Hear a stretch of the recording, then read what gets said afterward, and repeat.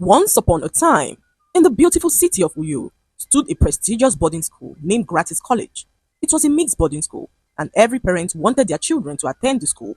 The entrance examination was not so easy at all. Only a handful of students scaled through the examination and were given admission into the school. A girl named was part of the people who got admission into the school at first try. She was an extremely brilliant girl who came out top in the examination. Her mother was a poor trader who had no idea that her daughter had taken the entrance examination. Gratis College had always been out of her reach, but had a dream that was way bigger than poverty. She secretly studied every night, using borrowed textbooks from her neighbor and past questions she found at the local library. When she saw the entrance examination notice pasted on the wall of the school, she realized that it was free. Was so excited to take the examination, despite knowing that she could not afford the fees. She applied in secret, walked to the exam venue alone, and sat confidently among daughters of lawyers, bankers, and even politicians. Worked so hard in the examination as if her life depended on it. When the results were finally released, her name topped the list. The owner of Gratis College, Mr. Felix Udofia, a stern but fair man with a passion for academic excellence, was completely stunned when he saw her score, which was way higher than any child that ever took the entrance examination. Registration began, and could not afford the registration fee, talk more of the exorbitant fees. She sat in her mother's market stall, sad as the thought of losing the admission broke her spirit. Her mother could not help but notice how sad she looked. She asked to know what the problem was, but could not bring herself to tell her. She knew how sad this would make her mother, knowing that her mother could not afford to pay the fees. So, she kept it to herself. As the date of the registration drew to an end, received the shocker of her life. Her mother returned from the market with the shocking news. Representatives of the school approached her market to inform her that her daughter had been given full scholarship to study at Gratis College. She stood there stunned as the people informed her that her daughter's tuition, uniform, books, and feeding would be taken care of by the school. Was the first scholarship student at Gratis College. She could not believe her ears. She jumped up in excitement, anticipating the day that she would finally resume in her dream school. Her mother sat her down one night to tell her how proud she was of her. She advised to focus on her studies and be prayerful while she navigates this new chapter of her life. Broke down in tears at the thought of leaving her poor mother alone. On the day of resumption, she packed up her belongings into an old metal trunk that her uncle had patched together for her. Inside were her old textbooks, neatly folded uniforms, and a bucket containing her only provisions, which were gari, sugar, and some dry granules. She arrived at the gates of the college with her mother by her side, her eyes wide open in excitement as she took in the beautiful view. Could not contain her joy. She approached the receptionist and was directed to her dorm room, where she met some girls who turned out to be her roommates. Bid her mother farewell as she began to settle in her new school. Her roommate kept away from her, believing that she was a charity case. After all, she was on scholarship, the first scholarship that the school had ever given. Was focused, always had been. She read while others gossiped. She prayed when others parted in the corners of the dormitory. Her mother's words echoed in her heart every day. Let your silence speak through your success. But in a place like Gratis College, silence could be so dangerous too. Status was everything at the college, and was the charity case of the entire school. Her roommates ignored her, whispering whenever she walked by. Her gari and granite meals were laughed at, as others had their expensive provisions and snacks. Was so desperate to belong. She decided to make friends, not just with anyone, but with the most popular girl in the school. Her name was Evie, and she was the daughter of a top politician. Her best friend Udori was so protective of her and didn't want anyone to be close to them. But did not care. She wanted to be popular and knew that Evie was her best bet. One day, approached Evie to try her luck. I want to be your friend, she said to her, her voice shaking as Evie laughed out in disbelief. What makes you think that we'll ever want to be friends with a charity case like you? Evie's friend Udori asked who stood there humiliated. Evie, seeing how desperate was to be friends with them, agreed on only one condition. You'd have to prove yourself to us that you're ready to roll with the big girls, she said to who promised to do anything to prove that she was ready. That was when everything changed, and life changed for the worse. The task seemed simple on the surface, but what did not know was that her life would never remain the same after it. Evie handed her a substance to drink, and though hesitant, drank it without any questions. The events of the next few hours were a blur, as found herself lying in the middle of the school field alone. It was 3 in the morning, and had no idea how she got there. She quickly dragged herself up and rushed back to the dormitory, where everyone seemed to be asleep. Confused and shaken, she climbed into her bed, wondering what could have happened. The next morning, woke up feeling so strange. She got to class and met Evie, who did not even spare her a glance. Could not take her mind off what could have happened. Her head was so foggy, and she still felt unusually weak. What did Evie give to her that evening, and what did it make her do? Decided to confront Evie, but Evie pretended not to know what she was talking about. The more asked, the more Evie made her feel like she had lost it. Weeks passed, and still had no answers to her questions. She struggled through her classes, unable to concentrate, her hands trembling as she tried to write. Her classmates noticed how pale she looked, but no one said a word. After all, she was just the poor girl, lucky enough to be schooling among the children of the elite. To them, her struggles were not their concern. One evening, as the students trooped out of the cafeteria, fell to the ground unconscious. The students rushed her to the school clinic, where it was discovered that had ingested a harmful substance that had severely damaged her kidney. The school nurse looked at the lab results with horror, referring her to a specialist hospital where they believed her case could be handled. By the time was rushed to the hospital in Uyo, her condition had worsened.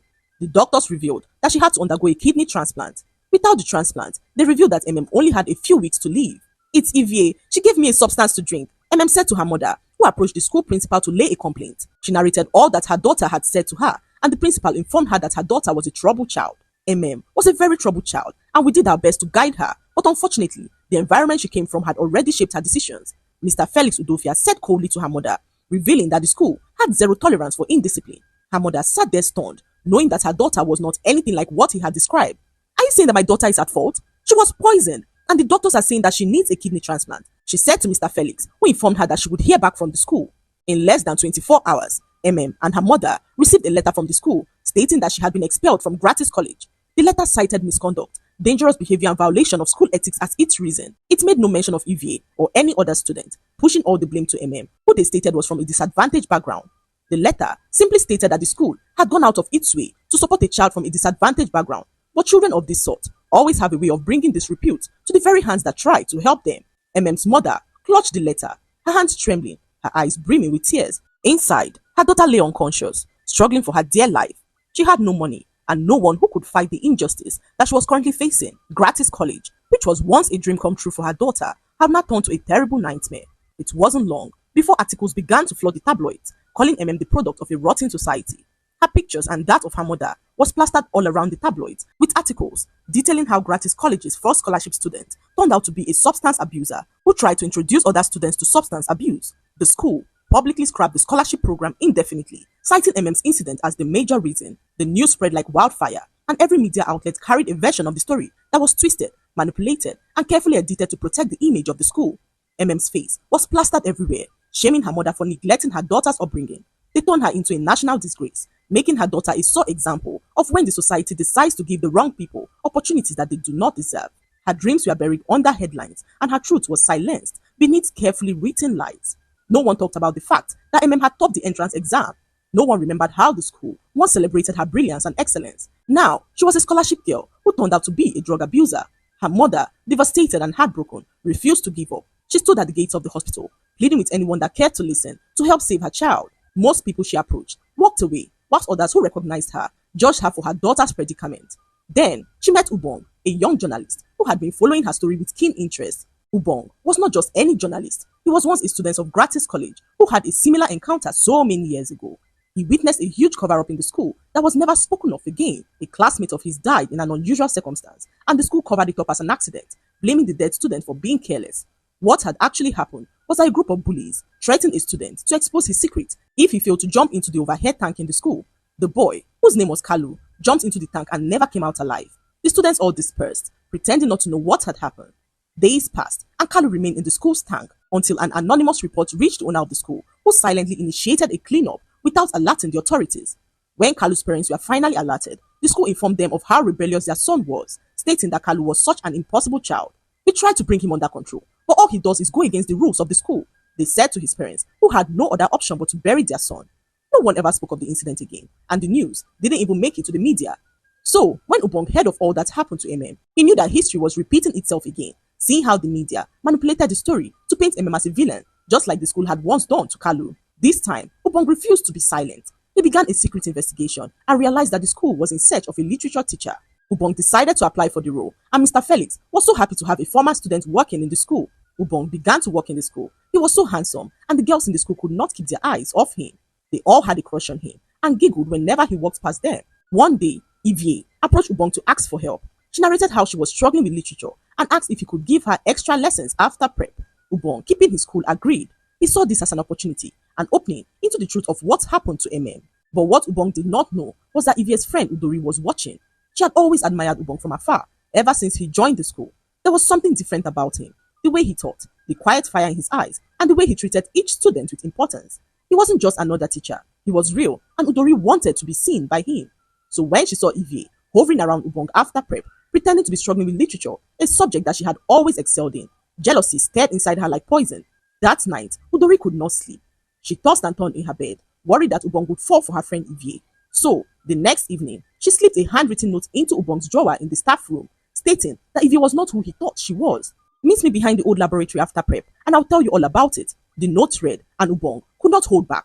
Curious but filled with caution, Ubong showed up at the meeting point and met Udori, who stood in her school uniform, her arms folded, as she looked both nervous and relieved. I want to talk, she said quickly, before she could change her mind.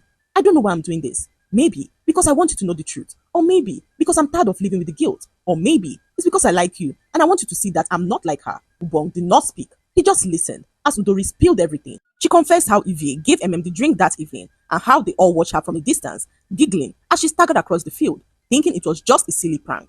But it wasn't, Udori said, her voice shaking. It wasn't just a joke. We didn't know it would get that bad. Ivie said it was a detox, something her cousin used to lose weight. I didn't question it. None of us did. But when collapsed and we saw her in the clinic, I knew something had gone terribly wrong.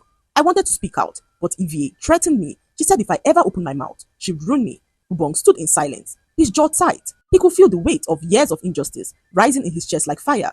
Will you help her? Udori asked in a whisper. I know I don't deserve forgiveness, but does. She didn't deserve what happened to her. Ubong nodded slowly. Yes, he said, but we are going to need more than just words. Udori gave him a flash drive. There's a video. I was recording the prank that night, just for fun, but he caught everything. Drinking, Ivie laughing, even when we all ran away after she passed out. That was all Ubong needed. By the next morning, the truth had a voice. Ubong sent the footage and Udori's confession to national news outlets, independent bloggers, human rights groups, and legal activists. This time, the story could not be buried. The video went viral. Public outrage erupted across social media. Hashtags like Justice for trended worldwide. Gratis College found itself under intense fire. The Ministry of Education shut the school down for investigation. Ivie and her parents were summoned, and within days she was arrested. Mr. Felix Udofia, the once respected school owner, was interrogated for his negligence, cover-up, and defamation of a minor. The school's board was dissolved. The school's reputation, carefully crafted over decades, collapsed overnight. As for she finally received the help that she needed. Donations poured in from people across the country, strangers who read her story and saw her for what she truly was, a brilliant child failed by a broken system. She underwent the transplant and slowly began to recover. Her mother remained by her side the entire time, praying, holding her hand, whispering, and assuring her that she would be fine. Months later, when could walk again, she gave a televised interview. Her voice was soft, but every word was clear. I wanted to belong, but now I know that I was never the problem. The system that made me feel like I wasn't enough. That was the problem. She turned to the camera and smiled. To every girl out there who feels invisible, you are not. Your truth matters. Udori, meanwhile, was expelled from Gratis College along with Ivie, but she walked out with something her friend never had, a clear conscience. She later wrote an open letter apologizing to publicly. And Ubong, he won the Human Rights Journalism Award that year for his groundbreaking expose on elitism and institutional injustice. His story helped reform scholarship policies and spark conversations around bullying and discrimination in elite schools across the country. Later returned to school, a different school, and graduated with honors. She went on to study law and dedicated her life to protecting the rights of children like herself. In the end, her story didn't just shake a school, it shook a nation, and she became more than the girl who topped an entrance exam. She became a voice, a survivor, and eventually a symbol of justice. The lesson to be learned from this story is that justice may be delayed for a while, but it will never be denied. Boarding schools do not just educate, they shape children into the adults that they should become.